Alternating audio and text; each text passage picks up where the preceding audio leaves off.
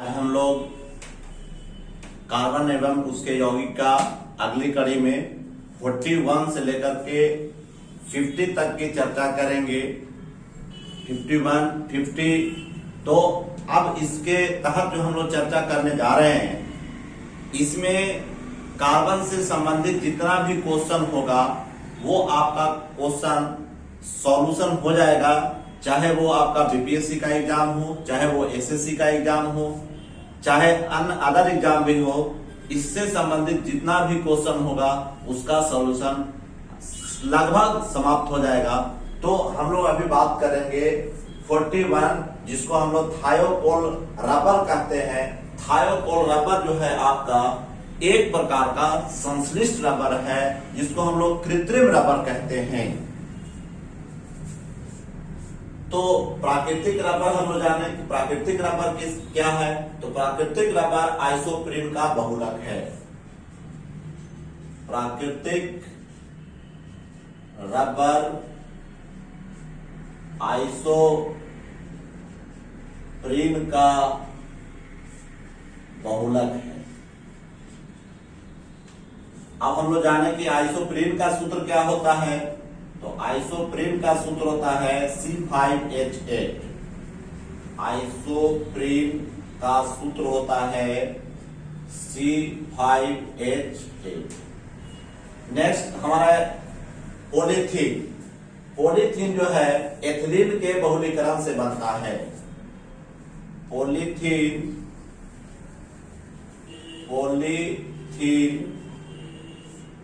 Ethylene के बहुलीकरण से बनता है।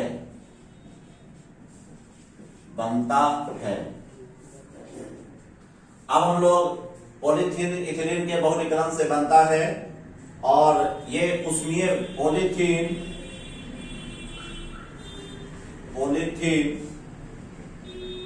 उष्मीय प्लास्टिक है। उष्मीय प्लास्टिक उसे कहते हैं, उष्मीय प्लास्टिक उसे कहा जाता है जिसको बार बार हम लोग गर्म कर पुनः बना सकते हैं। वैसे प्लास्टिक को उष्मीय प्लास्टिक कहते हैं। तो थायोकोल रबर जो है किसका क्या आंसर हो जाएगा। तो संश्लिष्ट रबर, जो आपको कृत्रिम रबर के नाम से जाना जाता है। अब हम लोग चलते हैं सीमेंट का रासायनिक संयोजन क्या है। सबसे पहले हम लोग जानते हैं कि सीमेंट का आविष्कार कहां हुआ। तो ब्रिटेन में हुआ। तो हम लोग इसका आविष्कार किया था जोसेफ स्पेडिन ने। चूना पत्थर किस किस चीजों का मिला होता है ये पूछा जा रहा है। तो चूना पत्थर, पहला ऑप्शन है चूना पत्थर और मिट्टी, नहीं होगा। चूना पत्थर, मिट्टी और जिप्सम, नहीं होगा। चूना पत्थर और जिप्सम से मिलकर के बनता है। तो सबसे पहले हम लोग चूना पत्थर का जाने। तो चूना पत्थर का सूत्र होता है सर, चूना पत्थर या संगमरमर, मरमर या बालू पत्थर या खड़िया का सूत्र होता है सर, या मोती का सूत्र होता है सर CaCO3, कैल्शियम कार्बोनेट। तो दूसरा था जिप्सम। जिप्सम का सूत्र होता है सर, जिप्सम का सूत्र होता है CaSO4 2H2O, calcium sulphate. Next question number आपका 43, कार्बनिक यौगिकों में हमेशा क्या मौजूद रहता है। तो कार्बनिक यौगिक जो बनता है हाइड्रोजन और कार्बन से मिल करके बनता है, इसलिए इसको हाइड्रोकार्बन के नाम से जानते हैं। तो अगर पूछा जाए कार्बनिक यौगिक किससे बनता है, तो कार्बन से बनता है। ठीक है, तो इसका आंसर कार्बन हो जाएगा सर। और चूंकि कार्बन को मैंने कहा था कि कार्बन सभी जगह पाए जाते हैं, इसलिए कार्बन को सार्वभौमिक तत्व कहते हैं। यह सहसंयोजक बंधन बनाता है। इसके साथ जो भी तत्व मिलकर के बनेंगे वो सारे सहसंयोजक यौगिक बनाएंगे। अब हम लोग देखते हैं नाइट्रोजन। नाइट्रोजन वायुमंडल में सबसे अधिक मात्रा में पाए जाने वाला तत्व, वायुमंडल में सबसे अधिक मात्रा में पाए जाने वाला तत्व, अधिक मात्रा में पाए जाने वाले तत्व वाले तत्व, ये हो जाएगा आपका नाइट्रोजन, जो वायुमंडल में 78% है सर। कितना परसेंट है? 78%। उसके बाद हमारा है सर, नाइट्रोजन को वर्ग 5 में रखा गया है। नाइट्रोजन को वर्ग 5 में रखा गया है। इसे उर्वरक बनाने वाला वर्ग कहा जाता है। उर्वरक बनाने वाला वर्ग कहा जाता है। नाइट्रोजन का खोज रदरफोर्ड ने किया था। नाइट्रोजन का खोज रदरफोर्ड ने किया था। रदरफोर्ड ने किया था। उसके बाद हमारा है सल्फर। सल्फर को अयस्क बनाने वाला वर्ग कहते हैं। जितने भी अयस्क होते हैं वो सल्फर और ऑक्सीजन से मिलकर बनते हैं, इसलिए इसे हम लोग कहते हैं अयस्क बनाने वाला वर्ग कहते हैं। सल्फर का आकृति जो है अष्टफलकीय होता है। सल्फर की आकृति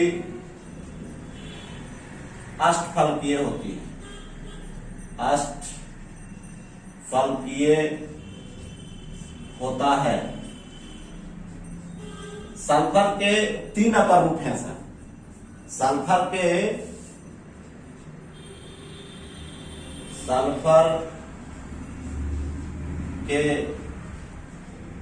3 अपर रूप हैं। पहला विषम लंबाच गंधक, दूसरा एकंताच गंधक, एकंताच गंधक। एक आपका तीसरा जो है प्लास्टिक गंधक। तो हमारा हो गया सर सल्फर के 3 अपर रूप, विषम लंबाच गंधक, एकंताच गंधक और प्लास्टिक गंधक। तीसरा जो आपका चौथा ऑप्शन है वो आपका पोटेशियम। पोटेशियम क्षारीय धातु है। पोटेशियम क्षारीय धातु है। क्षारीय धातु है जो वर्ग 1 में रखा गया है। क्वेश्चन नंबर 44 है कि कौन सा एक जो है बायोगैस का घटक नहीं है। तो बायोगैस का हमने कहा था कि बायोगैस को ही हम लोग गोबर गैस कहते हैं, और इसका जो आपका मिक्सचर होता है मीथेन का, कार्बन डाइऑक्साइड का, हाइड्रोजन का, हाइड्रोजन सल्फाइड का। तो इसमें चौथा जो ऑप्शन है नाइट्रस डाइऑक्साइड, यही आपका गलत है सर। बायोगैस या गोबर गैस का खोज किया था CD देसाई ने। हम लोग 45 की चर्चा करेंगे। उर्वरक के रूप में कौन सा कैल्शियम लवण प्रयुक्त होता है?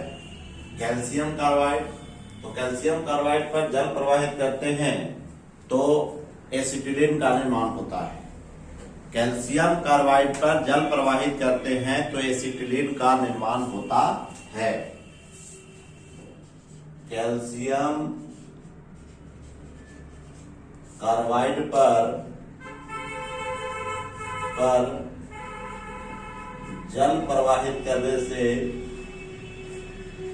करने से एसिटिलीन का निर्माण होता है। एसिटिलीन का निर्माण होता है। कैल्शियम कार्बोनेट CaCO3 को हम लोग गर्म करेंगे तो CaO प्लस CO2 बनेगा। कैल्शियम कार्बोनेट को जब गर्म करेंगे 997 डिग्री सेंटीग्रेड पर तो कैल्शियम ऑक्साइड का निर्माण होता है, जिसमें हम लोग चूना का निर्माण करने के लिए प्रयोग करते हैं। दूसरा है कैल्शियम साइनाइड, तो ये आपका नहीं है सर। कैल्शियम सल्फेट का उपयोग किया जाता है उर्वरक के रूप में, जिसका सूत्र होता है CaSO4, कैल्शियम सल्फेट। इस प्रकार से उर्वरकों के रूप में प्रयोग करने वाला लवण जो है हमारा कैल्शियम सल्फेट हुआ। क्वेश्चन नंबर 46, विभिन्न प्रकार के कांच के निर्माण में प्रयुक्त होने वाला मुख्य घटक नहीं है। तो सिलिका है, SiO2 है, सोडियम टेट्राबोरेट डेकाहेड्रेट, इसको हम लोग कहते हैं बोरेक्स। बोरेक्स जिसका सूत्र होता है Na2B4O7 sodium tetraborate Deka NH2O, sodium tetraborate Deka hydrate. तो ये आपका इसमें नहीं होगा, सिलिका है जिसका सूत्र होता है SiO2, कैल्शियम सिलिकेट CaSiO3, दूसरा है सोडियम सिलिकेट Na2SiO3। इस प्रकार से इसका आंसर हो जाएगा सर, विभिन्न प्रकार के कांच निर्माण में प्रयुक्त होने वाला प्रमुख घटक कौन नहीं है, तो वो है sodium tetraborate Deka hydrate. Next question number 47, जब किसी बंद कमरे में कोयला को जलाया जाता है तो कौन सी गैस घुटन और मृत्यु का कारण बन जाता है। तो जब हम लोग कोयला को वायु की अनुपस्थिति में गर्म करते हैं तो कार्बन मोनोऑक्साइड का निर्माण होता है, जो हमारे शरीर के लिए बहुत ही खतरनाक होता है। तो इसमें निर्माण होगा आपका CO। कार्बन डाइऑक्साइड जो है हमारे लिए बहुत ही अनिवार्य है, क्योंकि कार्बन डाइऑक्साइड जो है प्रकाश संश्लेषण की क्रिया करती है। कार्बन डाइऑक्साइड प्रकाश संश्लेषण की क्रिया करती है, प्रकाश संश्लेषण की क्रिया करती है। तो मीथेन तो आपका सूत्र हो जाएगा CH4 और इथेन का सूत्र हो जाएगा C2H6। अब हम लोग चलते हैं 48, गर्म शीशे को धीरे धीरे ठंडा करने की प्रक्रिया को क्या कहते हैं। तो गर्म शीशे को धीरे धीरे ठंडा करने की प्रक्रिया को एनीलिंग कहते हैं। एनीलीकरण इसको कहते हैं, एनीलीकरण। ये बहुत ही इंपॉर्टेंट है, ये VBI क्वेश्चन है, अगर पूछा जाए तो जनरल लड़का नहीं बता पाएगा। तो इस प्रक्रिया को हम लोग क्या कहते हैं, एनीलिंग। ह्यूमिडिफाइंग तो नहीं है, कंडक्शन है। कंडक्शन मीन्स चालन होता है। हम लोग उष्मा के स्थानांतरण की 3 विधि पढ़े हैं, चालन, संवहन, विकिरण, कंडक्शन, कन्वेक्शन और रेडिएशन। तो इस प्रकार से कंडक्शन जो है वो चालन की प्रक्रिया है, जिसमें उष्मा का स्थानांतरण होता है। कंडक्शन जो है, कंडक्शन जिसको हम लोग चालन कहते हैं, उष्मा स्थानांतरण करने की विधि है। ठोसों में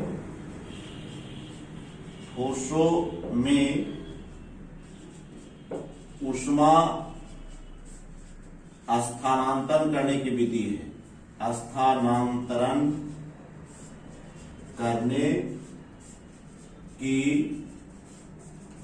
विधि है। चर्चा करेंगे 49 और 50। कोबाल्ट ऑक्साइड कांच को कौन सा रंग प्रदान करता है। तो कोबाल्ट ऑक्साइड जो है गहरा नीला रंग प्रदान करता है। अब हम लोग देखते हैं सर, पहला है पीकॉक नीला। पीकॉक नीला के लिए क्यूप्रिक लवण का प्रयोग किया जाता है।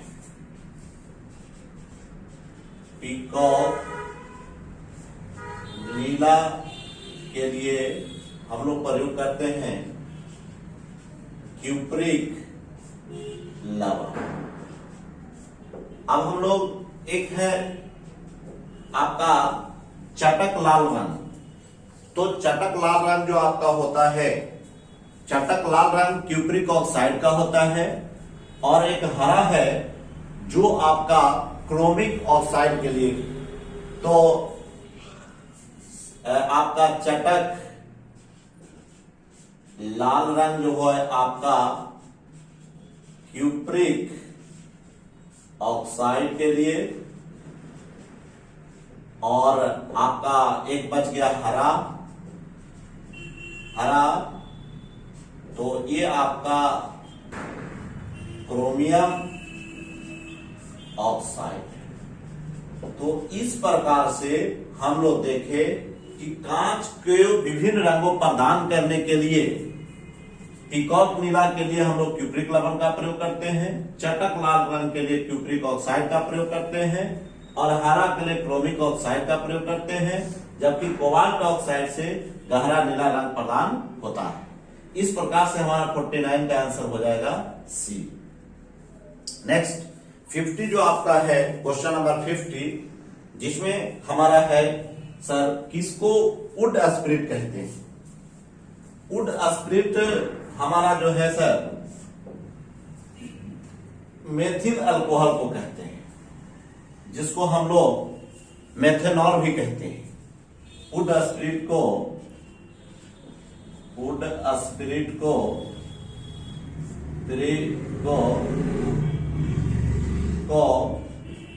मेथेनॉल कहते हैं।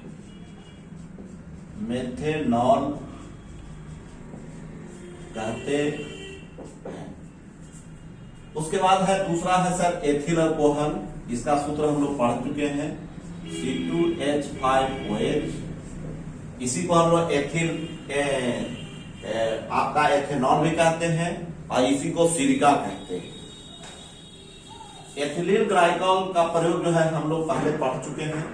एथिलीन ग्लाइकॉल का प्रयोग जो है एंटीफ्रिज के रूप में किया जाता है, जिसको प्रतिहीन कहते हैं। ठंडे प्रदेशों में रेडिएटर को ठंडा करने के लिए, रखने के लिए एथिलीन ग्लाइकॉल का प्रयोग किया जाता है।